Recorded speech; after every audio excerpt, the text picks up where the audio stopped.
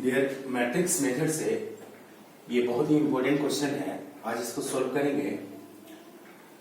ये क्वेश्चन में बोल रहा है कि using matrix solve the following system of linear equation. ये इक्वेशन दिया हुआ है, तो सबसे पहले इसको हम लोग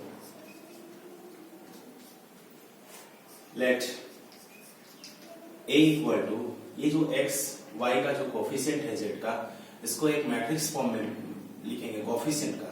तो ये हो गया 3x का कोफिशिएंट 3, y का कोफिशिएंट है 4 और z का कोफिशिएंट क्या है 2।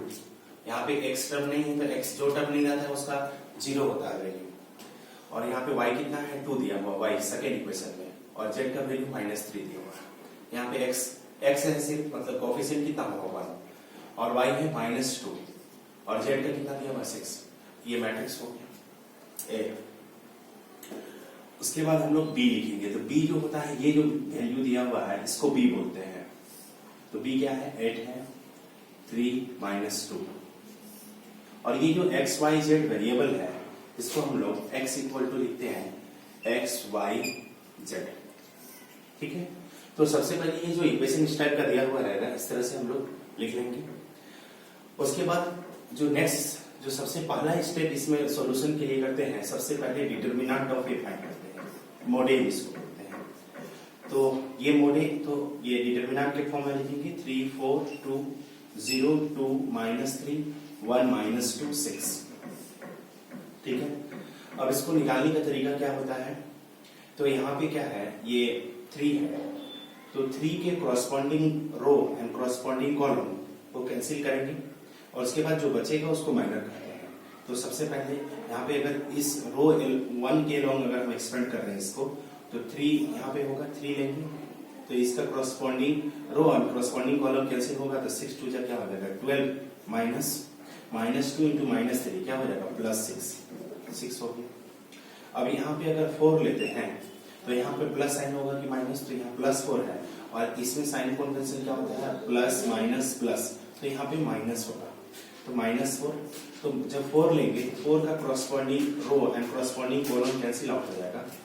जैसे मैं यहाँ दिखा रहा हूँ कि 3 4 2 0 2 -3 1 -2 6 है। तो अगर 4 लिया तो 4 का corresponding row column and corresponding row cancel हो जाएगा, तो बचेगा क्या बचा 0 3 1 6, ये बचा 0 -3 1 और 6, इसको माइनर बोलते हैं। और इसको सॉल्यूशन करने के लिए क्या है, इसको इंटू करेंगे, तो 6 इंटू 0 0 माइनस 1 इंटू -3 तो क्या हो जाएगा 0 + 3 1 2 3 होगा। तो यहाँ पे क्या हो जाएगा, यहाँ पे उसी तरह से 4 और ये कैंसिल हो गया, तो 6 इंटू 0 0 0 -3 हो जाएगा। ठीक है, उसके बाद देखिए अब यहाँ पे 2 लेंगे, तो यहाँ पे प्लस साइन है 2। ठीक है, तो 2 लेंगे तो 2 का corresponding column and corresponding row cancel हो जाएगा। 2 का कॉरस्पॉन्डिंग, जैसे फिर से मैं दिखा रहा हूँ 3 4 2 0 2 -3 1 -2 6। ठीक है, तो ये 2 का अगर हम कैंसिल करेंगे कॉरस्पॉन्डिंग कॉलम एंड कॉरस्पॉन्डिंग रो, तो ये जो बचेगा ये माइनर है। तो अब इसको क्रॉस इंटू करेंगे तो 0 इंटू -2 0 -1 इंटू 2 क्या हो जाएगा 2। तो ये हो गया हमारा डिटरमिनेंट ऑफ ए। ठीक है, तो 3 इंटू 12 में से 6 आएगा तो 6 होगा, -4 इंटू 0 + 3 3 +2 इंटू -2। ठीक है, अब ये हो गया 18 -12 -4, ये हो गया 18 -12 और 4 16, ओके, इक्वल टू 2 आया, पॉजिटिव वैल्यू आया, 0 नहीं आया, which is not equal to 0। अगर 0 आ जाता तो इसका सॉल्यूशन नहीं होता, लेकिन यहाँ पे 0 नहीं है, मतलब ये जो गिवन सिस्टम ऑफ इक्वेशन है उसका यूनिक सॉल्यूशन होगा। So the given system of equation,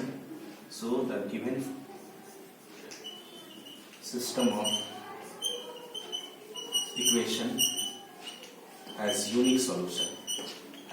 unique solution. Clear, तो हम लोग यहाँ पे मॉडिफाई कर लिया। अब सबसे पहला स्टेप में ये फर्स्ट स्टेप हम लोग बोलते हैं कि ये फर्स्ट स्टेप काम किया।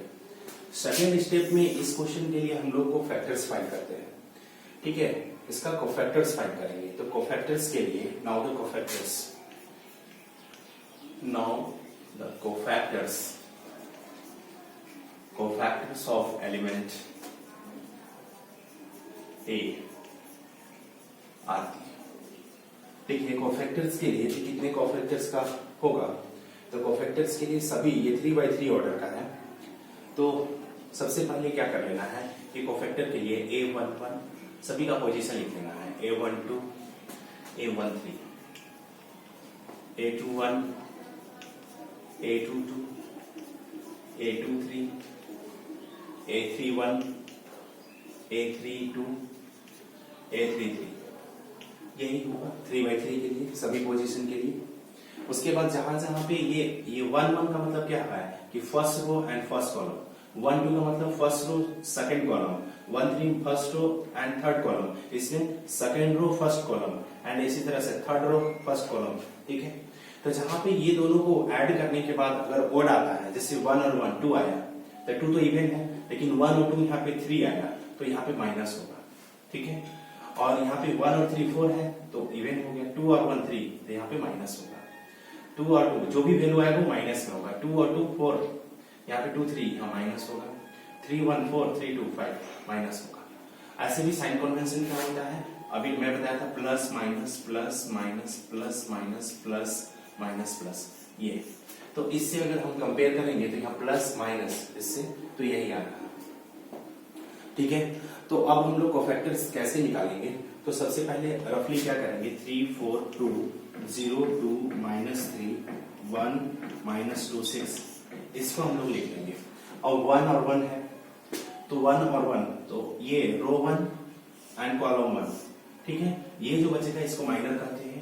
क्या होगा, माइनस को मल्टीप्लाई करेंगे तो 2 इंटू 6 क्या हो गया 12 माइनस -2 इंटू -3 क्या हो जाएगा +6, तो ये 12 - 6 क्या हो रहा है 6 हो रहा है, तो यहाँ पे हम लोग 6 मेंशन कर देंगे। ठीक है, उसी तरह से अब हम लोग को फिर से क्या करना है, 3 4 2 0 2 -3 1 -2 6, फिर हमारा है नेक्स्ट हमारा जो है 1 क्या है 2 1 2, तो रो 1 एंड कॉलम 2।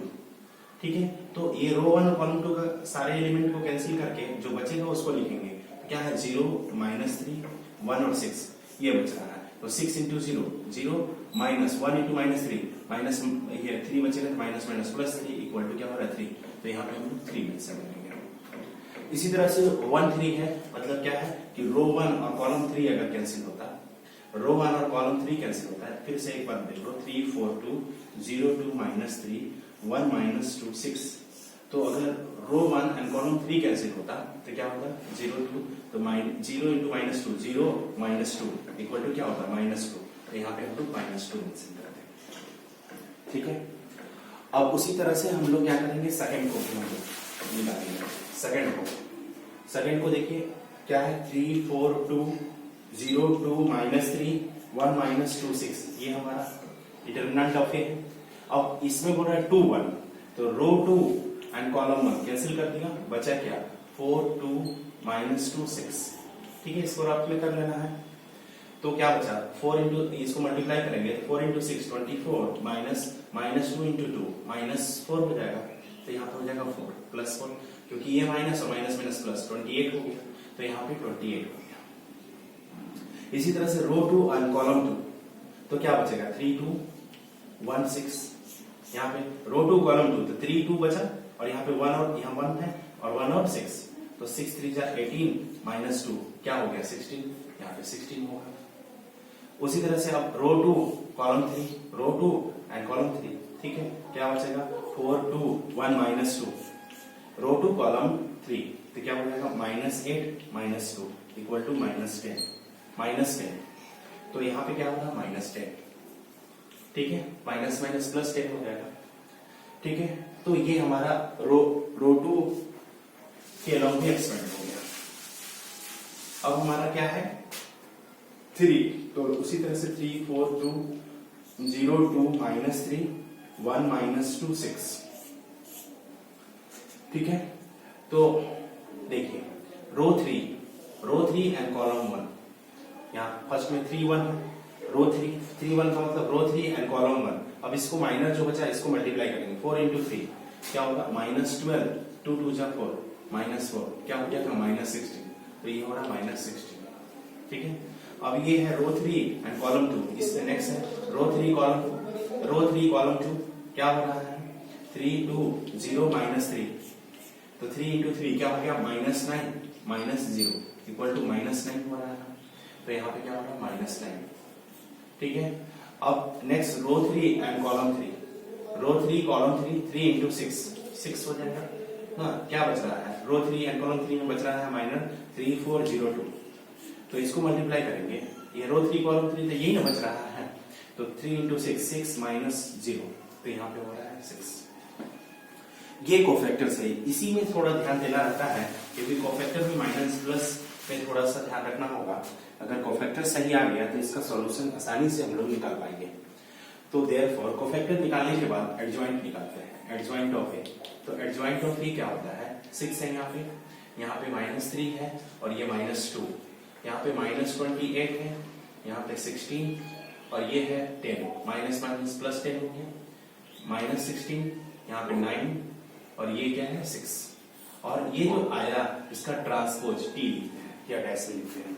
ट्रांसपोज कैसे करते हैं, तो adjoint of A equal to transpose के लिए क्या है कि ये रो है, रो जो 1 है ये कॉलम 1 में कन्वर्ट कर देते हैं, तो रो 1 को कॉलम 1 में करेंगे तो 6 -3 -2 क्या है रो 1 को कॉलम 1 में, अब रो 2 को कॉलम 2 में करेंगे तो क्या हो जाएगा -28 16 10 और यहाँ पे क्या हो जाएगा -16 9 6, ये हो गया एडजॉइंट ऑफ ए, ठीक है। तो हमने फर्स्ट में ये काम किया, सेकेंड में क्या किया कोफैक्टर्स फाइंड किया, थर्ड में क्या किया एडजॉइंट ऑफ ए फाइंड किया। अब यहाँ पे फोर्थ स्टेप में क्या कर रहे हैं ए इनवर्स फाइंड करेंगे। ए इनवर्स का फार्मूला होता है कि 1 by determinant of A into adjoint of A, तो ए इनवर्स का फार्मूला है ये, तो क्या हो गया 1 by मोड का वैल्यू हमने यहाँ पे निकाले, डिटरमिनेंट ऑफ ए का कितना है 2, तो 2 इंटू एडजॉइंट, अभी एडजॉइंट क्या वैल्यू है 6 -28 -16 -3 16 9 -2 10 6, ठीक है। अभी इसको 2 से डिवाइड नहीं कर रहा हूं, ये इतना इसी तरह से होने दे रहा हूं यहाँ पे। अब फोर्थ स्टेप में ए इनवर्स हो गया। अब हमारा जो लास्ट स्टेप है, लास्ट स्टेप इसमें 5 स्टेप में कंप्लीट हो जाएगा। तो देखिए नेक्स्ट जो स्टेप है फिफ्थ स्टेप में हम लोग को x फाइंड करना है और x इक्वल टू होता है a inverse into B, a inverse into B. तो a इनवर्स अभी हमने फाइंड किया, ये a इनवर्स 1/2 इंटू 6 -28 -16 -3 16 9 -2 10 एंड 6, और b का वैल्यू यहाँ पे लिखा हुआ है, b का वैल्यू 8 3 -2 क्या है 8 3 -2। सबसे पहले क्या कर रहे हैं कि ये मैट्रिक्स और ये मैट्रिक्स को मल्टीप्लाई करके लास्ट में 2 से डिवाइड करेंगे।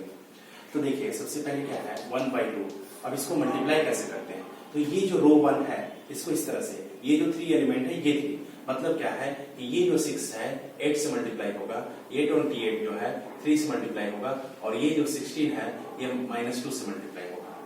तो 6 into 8 48 हो गया, ठीक है। अब ये 28 है और ये 3 है, तो क्या हो जाएगा प्लस, यहाँ बीच में प्लस होता है, और 3 प्लस माइनस माइनस में, ये जो रिजल्ट आएगा माइनस में, 3 8 जा 24 4 2 एंड 3 2 जा 6 और 2 8 84 हो गया। अब यहाँ पे प्लस -16 और -16 एंड -2 कितना हो जाएगा 32, ठीक है। फर्स्ट कंप्लीट हो गया। उसी तरह से क्या करेंगे कि ये जो 3 है इसको मल्टीप्लाई करेंगे इससे, ये जो 3 है इससे मल्टीप्लाई, तो -3 into 8 क्या हो जाएगा -24 प्लस 16 into 3 48 होगा, ठीक है। और 9 into प्लस क्या हो जाएगा 9 into -2 -18, ठीक है।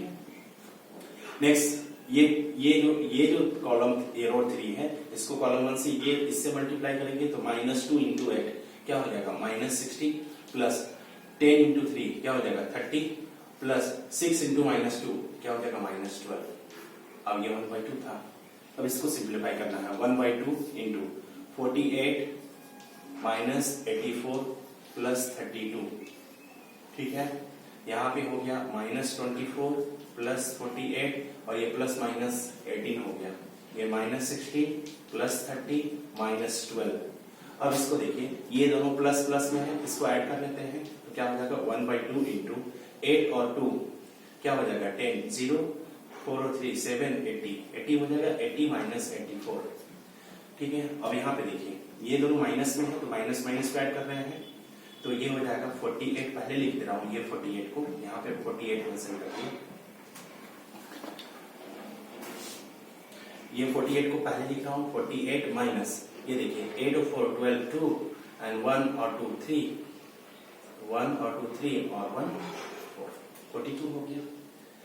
ठीक है, अब इसको देखिए ये 30 को पहले लिख रहा हूं और ये 16 6 और 2 8 एंड 1 और 1 2 28।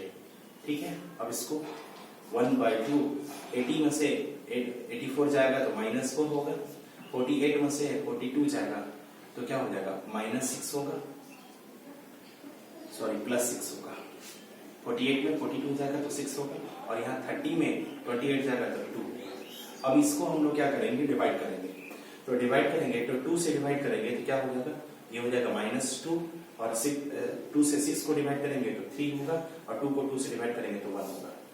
ठीक है, ये क्या आता था x, ये क्या आता था x आता था x इक्वल टू, और x को हमने क्या लिखा है x y z, x को x y z लिखा है, तो यहाँ पे अगर x का वैल्यू हम पुट कर रहे हैं x y z, तो ये क्या आ रहा है x y z का -2 3 1।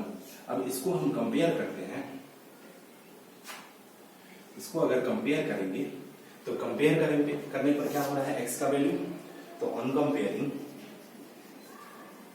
Comparing x equal to -2 x equal to -2 y equal to 3 और z इक्वल टू क्या है 1, z इक्वल टू 1, यही आंसर है।